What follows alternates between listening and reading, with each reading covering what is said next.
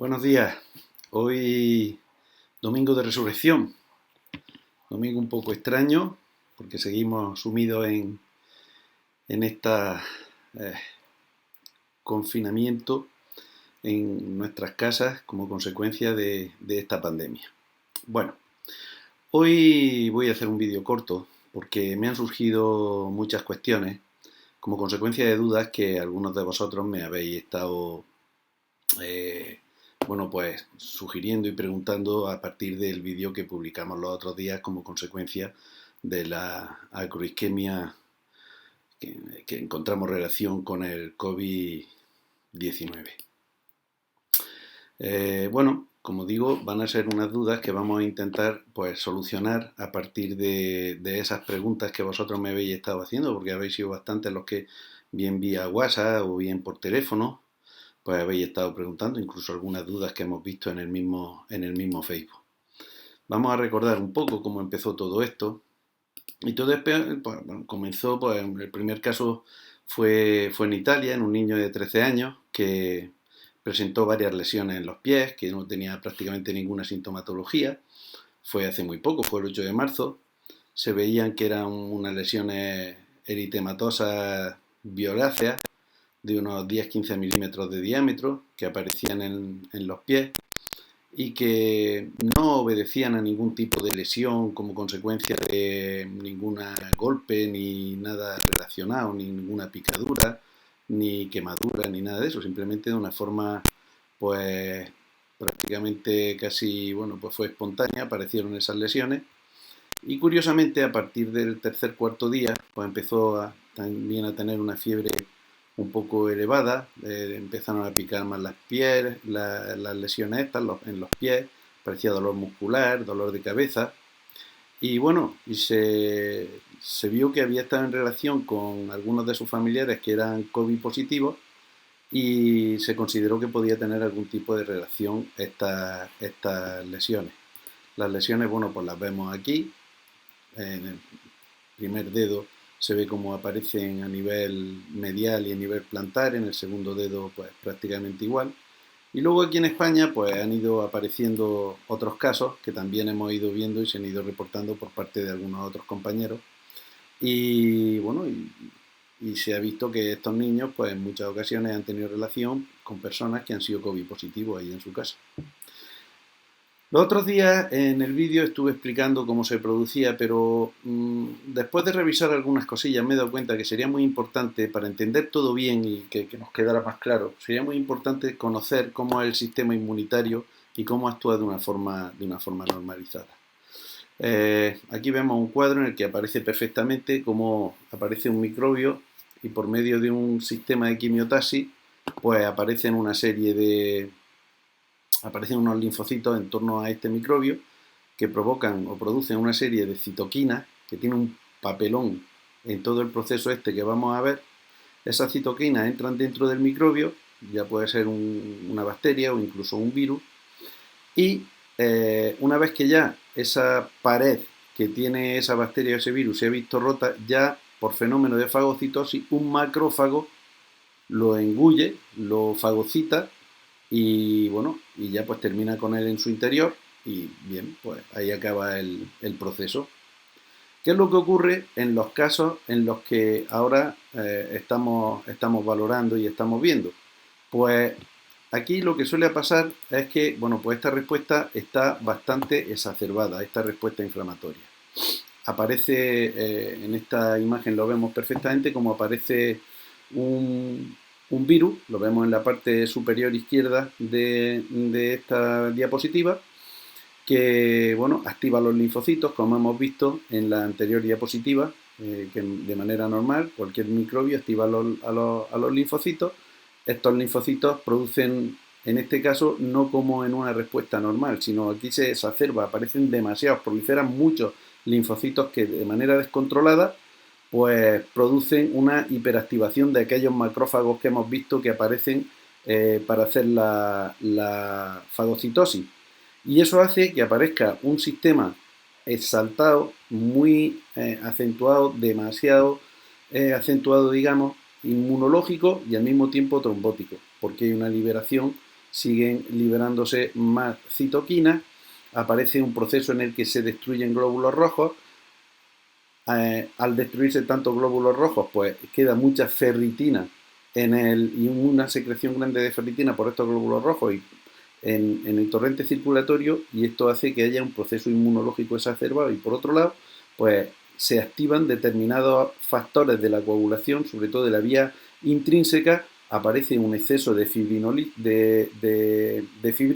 y esta fibrina hace que aparezca una elevación del dímero D y se produzcan pequeños trombos que van a provocar este proceso que hemos dicho y que hemos llegamos a denominar como acroisquemia en pacientes que tienen procesos infectados o virológicos por el COVID-19.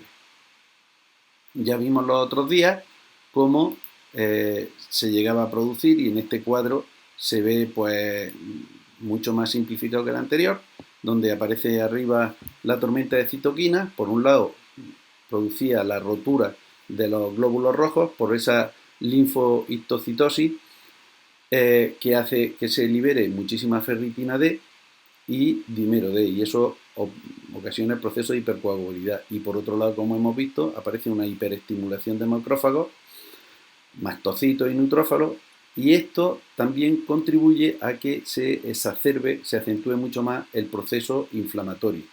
Y tanto por un lado como por otro puede llegar a producirse una vasculitis por esta viremia, y esta vasculitis, llamada también neutrofílica, vasculitis neutrofílica, es la que nos va a dar ese proceso de acroisquemia distal en niños.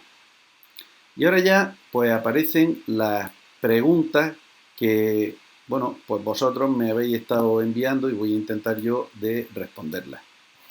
Vamos a ver, ¿qué preguntas han sido estas? Por ejemplo, ¿por qué no se están recomendados el uso de los AINES? Pues mirad, no está recomendado el uso de los AINES porque se produce también un fenómeno de trombocitopenia. Sabéis vosotros que los AINES, uno de los efectos secundarios que tienen es que inhiben la agregación plaquetar. Como tenemos pocas plaquetas, no es conveniente que estemos utilizando estos AINES para evitar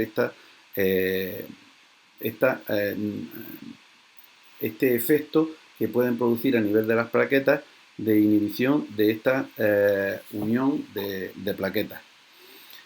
Otra de las preguntas que me han venido: ¿por qué utilizar corticoides tópicos en una lesión secundaria a una infección vírica? Es verdad que cuando nosotros utilizamos corticoides, pues inhibimos o hacemos que disminuya la respuesta inmunitaria. Pues aquí precisamente lo que queremos es tener ese efecto nocivo, que en este caso sería paradójicamente beneficiario. Es decir, si hemos visto que es una exacerbación de los procesos inmunológicos, pues precisamente al utilizar un corticoide lo que vamos a hacer es disminuir esta exacerbación. Vamos a atenuar un poco todos los procesos inflamatorios. Otra de las preguntas: ¿por qué ante el prurito no aplicar frío? Pues porque si ya tenemos un estado de hipercoagulabilidad, si nosotros aplicamos frío vamos a provocar una vasoconstricción, con lo cual lo que vamos a hacer es, probablemente sí que va a desaparecer el picor, pero la lesión se va a acentuar bastante más. Otra de las preguntas: cuando llegue un paciente de estos a nuestra consulta, o bien por telemedicina, ¿tenemos que enviarlo al hospital? No necesariamente, no hay que enviarlo al hospital, debe quedarse en casa. Si nosotros lo enviamos al hospital, sí que puede pillar algo que no tenga, con perdón de esta expresión, pero se le puede contagiar cualquier cosa que no le venga bien al niño. Eso por un lado. Y por otro lado, en la mayoría de las ocasiones, estos procesos pues van a desaparecer de la misma manera que han aparecido, que es espontáneamente, y no necesariamente hay que enviarlo al hospital. Nunca hay que enviarlo al hospital. De ahí viene la siguiente pregunta: ¿cuándo habría que enviarlo al hospital? Pues si aparece fiebre elevada, por encima de los 38 grados, si aparece tos, si aparece un proceso de disnea, entonces sí que lo tienen ya que valorar en el hospital, y ahí es donde habría que hacerle esta analítica de la que hablábamos los otros días, como sería, por ejemplo, solicitar el dímero D, o como sería hacer una prueba de ferritina. Pero eso ya se debería hacer en el hospital, y ya lo debería hacer el equipo de pediatría. Ahí ya nosotros no tenemos nada que ver. Otra de las cuestiones, ¿se debe mantener el niño aislado en cuarentena? Mirad, nosotros, una de las funciones nuestras es la de tranquilizar a la familia. Acentúo esto de tranquilizar a la familia. No es un proceso peligroso este que tiene el niño, es un proceso banal, es un proceso que normalmente no suele desencadenar ninguna complicación. Hay que tranquilizar a la familia se tiene que quedar en casa. Simplemente se puede utilizar no una INE, sino un paracetamol si apareciera algo de dolor. Si aparece algo de fiebre, para mitigar la fiebre también el paracetamol. Si aparece picor, utilizar un corticoide tópico, pero nada más. La familia se tiene que quedar tranquila en casa. A los niños no hay que tenerlos en una habitación aislados. Eso es muy contraproducente. Psicológicamente el niño se puede quedar bastante fastidiado. No hagamos eso. Tranquilicemos a la familia, tranquilicemos al niño. Simplemente es la observación. Y ahora vamos a aprovecharnos que estamos en un periodo de confinación, un periodo en el que estamos en la casa, en confinamiento, perdón, quiero decir, periodo en el que estamos en la casa, y aquí no vamos a hacer absolutamente ninguna otra cosa. Simplemente vamos a dejar a los niños en este confinamiento en casa y los vamos a estar observando. Pero ninguna otra cosa debemos nosotros de hacer. Sobre todo, tranquilidad. Otra cuestión que suele aparecer, que nos suelen decir, ¿qué se debe hacer, como he dicho, en el entorno familiar? Tranquilidad, observación, control con el niño, utilizar el termómetro, pero lo vamos a hacer sin que el niño se sienta tremendamente observado. Cuando haya que tomar la temperatura al niño, aprovechamos y la tomamos el resto de la familia. Cuando haya que mirarle el pie los pies al niño, vamos a intentar hacerlo de una forma normalizada, sin necesidad de estar muy asustados, porque eso le va a generar al niño bastante susto, le va a generar al niño bastante miedo y temor, y se va a sentir mal. Nada de eso es lo que tenemos que hacer, porque repito, es un proceso banal. Y ya como última pregunta, algunos de los compañeros me dicen, bueno, como hemos visto, se puede pautar metotrexate, se puede pautar heparina de bajo peso molecular, lo vamos a hacer eso los podólogos, tenemos que hacer... No, los podólogos no vamos a pautar nada de eso. Para eso se pautará en caso de que sea necesario, y no por nosotros, sino por el pediatría o dermatología a nivel hospitalario. Nosotros simplemente aconsejar al niño, aconsejar a los padres, hacer un seguimiento por videoconferencia y ya está. No necesariamente tenemos que hacer otra cosa. Y ya, bueno, pues para terminar, lo único que me queda otra vez es volver a daros las gracias. Habéis seguido mucho el vídeo anterior. Creo que son vídeos que necesitamos ver, necesitamos de manejar y tenemos que estar preparados para lo que pueda venir porque este COVID nos puede calentar mucho la cabeza. No por este cuadro banal, que prácticamente es un cuadro sin importancia, que casi ha sido un hallazgo casual y tenemos que, bueno, pues sí controlarlo como otra cuestión más. Pero por nada más tenemos que preocuparnos. Tenemos que seguir investigando, tenemos que seguir estudiando, tenemos que seguir confinados en nuestras casas y aprovechemos el tiempo. Y ya sin más, pues simplemente daros las gracias otra vez por la atención que me habéis prestado.